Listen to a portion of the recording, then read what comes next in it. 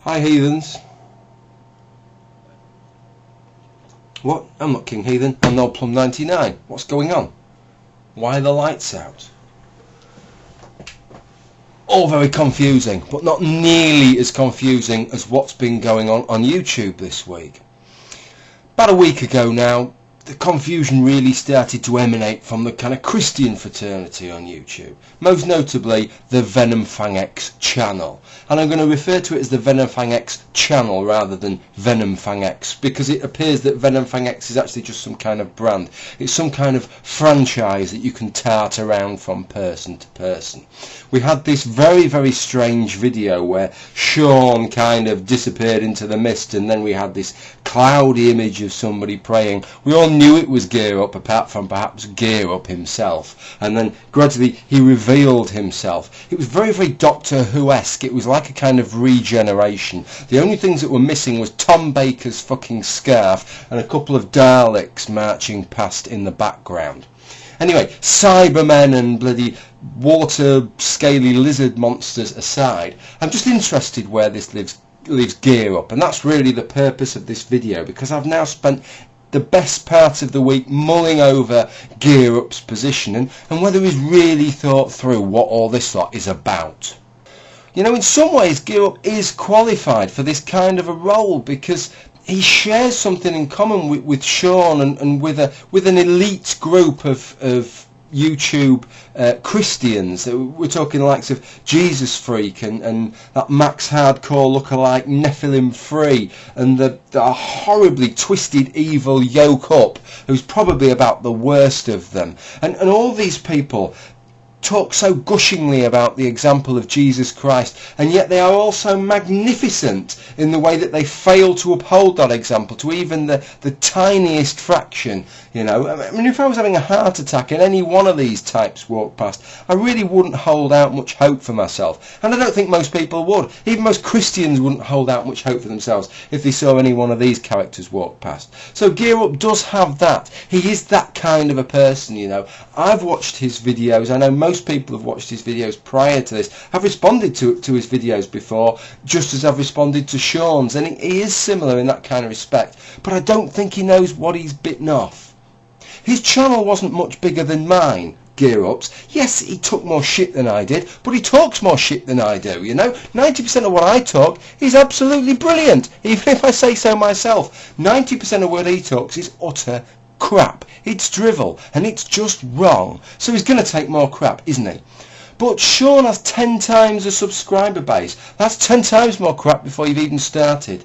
Bear in mind that there's a nucleus of biblical fundamental literalists that subscribe to all these channels. Yoke Up probably most of them all subscribe to Yoke Up. Then there's a few more other kind of Christians who've just heard of VenomfangX and nobody else. That probably takes Shawn's subscriber base to almost halfway. And the rest of the subscriber base is built up of people like me, who can't stand the guy, you know, who subscribe to him just to see what he's going to come out with next, just to see who he's ripping off next, just to see how cynically he can market himself to other Christians and try and rip them off next, you know. So it's not even a very good subscriber base. It's a very, very shaky start, and I don't know whether Geerup has got the balls to deal with it.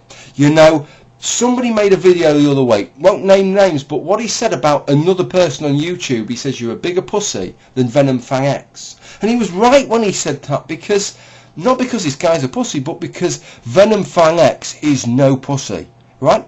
There's some things over the years he hasn't done that he maybe should have done, but he's no pussy. There's a very small fraction of the human population, of the 6 billion people in the world, who could take the amount of shit that VenomfangX took in terms of video responses, in terms of text responses, in terms of private mails, in terms of everything. He took more shit than anybody else takes on YouTube, and his rhinoceros hide is so thin and leathery that it all just bounced off him. Is Geerup's hide that thick?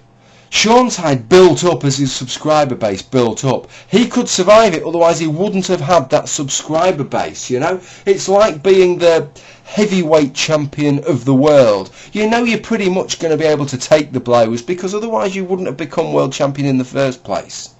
But if I was to suddenly take the heavyweight champions of the world's place and take on the #1 contender, I'm going to get filled in, and I'm going to get filled in because I have no pedigree in it. You know, nobody knows that I'm going to be able to take it, and the chances are I won't be able to take it. And I think this is well what could happen to Geerup. Geerup has said himself he doesn't see him as taking over Shawn's channel, he's just babysitting the channel. He thinks Shawn is going to come back, and this is the ultimate testament to the mentality of these people. This is the ultimate testament to their actual morality. Geerup knows what Shawn has done. Geerup knows that Shawn has been ripping off, has been defrauding fellow Christians, but because Shawn's a Christian, he doesn't give a shit.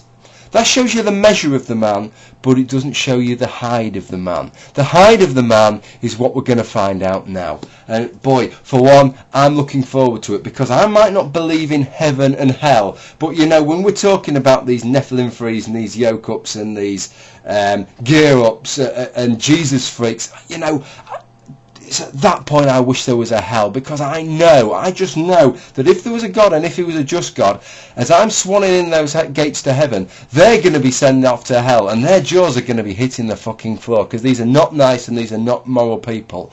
And if Geerup comes unstuck, hey, you know, it's going to cause a lot of enjoyment to a lot of people.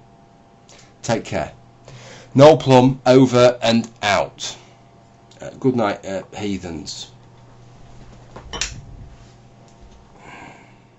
Just a quick addendum to that last video. If any of you follow Crazycrazycaleb's videos, I've been a regular follower of Caleb's videos now for about 4.5 hours since we exchanged some mails, and he's come out with a video tonight, a challenge, and this is a challenge, some would call it a desperate subscriber whoring challenge. In fact, he calls it a desperate subscriber whoring challenge, so fair dues to him for that. If you can get him up to 2,000 subscribers by June the 4th, he will do one of three things. He'll give you a tour of the outside of his house, quite why you'd want that I don't know. He will video himself getting beaten up, which you might actually want to see, I accept that. If he could video me beating him up, that would be even better. Or he'll go preaching on the street, either Christianity, Islam, or the Flying Spaghetti Monster. It's our choice. If he gets to 2,500 by June the 11th, he'll do two of those things. If he gets to 3,000 by June the 18th, he'll do all three of them. I've decided I'm going to run a similar scheme. If you can get me to 2,000 subscribers by June the 4th, I will do one of three things. Either fuck all, cock all, or sod all. If you can get me to June the 11th to 2,500, I will do two of those things.